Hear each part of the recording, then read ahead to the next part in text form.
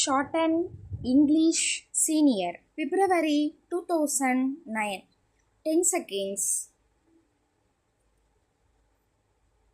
5 seconds 2 seconds Start. Mr. Speaker, sir, I rise to reply to the criticisms made about the scarcity and famine conditions prevailing in many parts of the state. There is no doubt that famine is serious and extensive. It is not as if our land was not affected by famine at any time.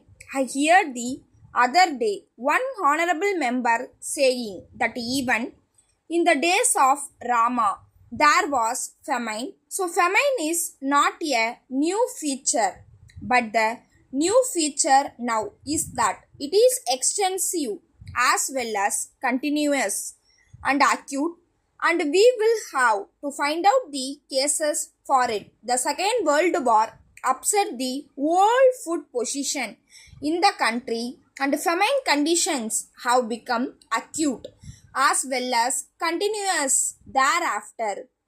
Every member tries to voice his grievances, and in some cases, even normal deaths are taken as starvation deaths. Honorable members are aware that the failure of monsoons has been continuous for about 5 or 6 years. As a result, scarcity conditions have been extensive, whereas previously they used to be concentrated in certain areas. Now they are scarcity conditions even in fertile districts. So we are not able to tackle the problem as early as we used to do in former days. I do agree that there are distress conditions, but what I want to say is that they are made to appear more serious than they are. I take this opportunity to tell the honorable members that we have been able to meet the scarcity and distress conditions throughout the state. If honorable members consider the matter without prejudge, they will come to the conclusion that the government have done what all can be done. We have taken up relief works and they employ a large number of people. We have been running gruel centers, and on account of better agricultural season this year, their number has been reduced in areas where it can be reduced. Loans for agricultural purposes were given, and if a large number of wells were deepened, the collection of kist has also been postponed. In many districts, we have received proposals for remission of kist. From many districts, remission has been ordered in some districts, and in other districts, it will be ordered very soon. An honorable member has stated that a famine enquiry committee may be formed which will inquire into all the problems of acute famine and suggest permanent remedies for the eradication of famine.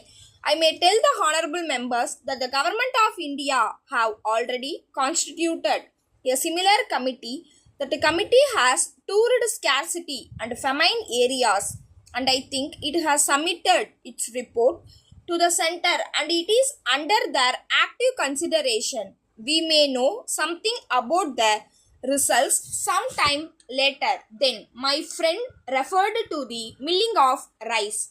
As far as I am personally concerned, I entirely agree with him. It is true that there is too much milling of rice. It washes out the vitamins, and so the rice that we eat now after being polished gives rise to many diseases, but the government cannot pass any specific order in this regard. I would suggest that if necessary, people may take boiled rice. It is really good for health, and I may say that vitamins are not lost if we eat boiled rice. That is why the poor people who eat boiled rice are strong. In conclusion, I request honorable members to work for the welfare of the people. We should all be united and work together so that our country may be a great country. Letter from Krishna and Company, Chennai, to the city Provision Stores Limited, Chennai. Dear Sirs, we have great pleasure in informing you that our firm has been entrusted by Kamal Oil Mills Limited, Mumbai, with the marketing of their Kamal brand oils and soaps throughout the state. Kamal goods do not need any introduction to the trade. They are manufactured by a well-known business house and they have already made a name for their purity and excellence. The lotus soap and lotus hair oil are familiar to every household in northern India. Under arrangement with our principals, we have agreed to keep a large stock of their products. We shall be in a position to effect delivery from our stock of all varieties of Kamal goods. We should like to point out that under the terms of the agreement with our principals, we have been appointed their sole distributors in Tamil Nadu and that all orders from dealers in the state will be booked through us. We enclose a wholesale price list of Kamal products. You will note that all prices are subject to a trade discount of 10%. We have always aimed at supplying you with goods of the best quality, and once again we offer you high grade goods on the most convenient and attractive terms. We have no doubt that you will avail yourselves of this great offer as early as possible. Yours faithfully. Stop.